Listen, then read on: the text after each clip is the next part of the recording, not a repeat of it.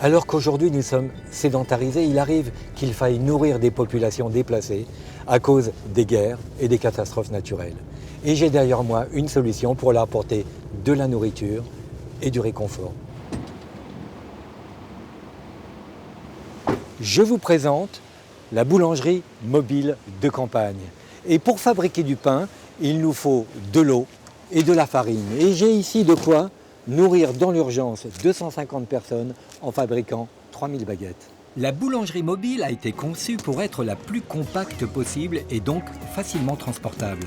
Elle est si besoin élitroyable et ses dimensions lui permettent d'être aussi acheminée par container maritime.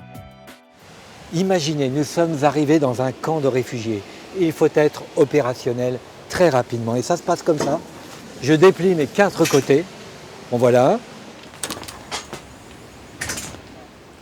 Un troisième. Il nous a fallu 10 minutes entre le moment où on est arrivé et le moment où on est opérationnel. Maintenant, il faut fabriquer le pain. Début des opérations. On prend le sac de farine qui était dans la voiture.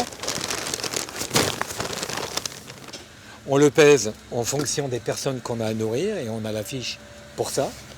Et ensuite, on le verse.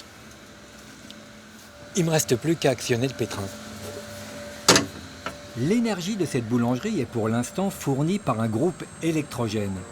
Mais cette unité pourrait bientôt fonctionner en zéro émission par de l'énergie renouvelable, des panneaux solaires installés sur le toit par exemple.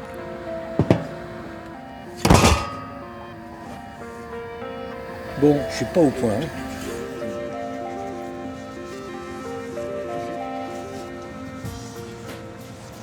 Voilà, le pain est cuit. De la baguette, du petit pain.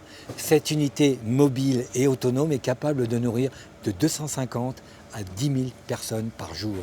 La boulangerie mobile de campagne est déjà déployée sur de nombreux terrains, notamment en Afrique, pour des opérations de maintien de la paix ou lors d'interventions de secours dans des zones sinistrées. Elle est même plébiscitée par les experts en logistique de l'Organisation des Nations Unies.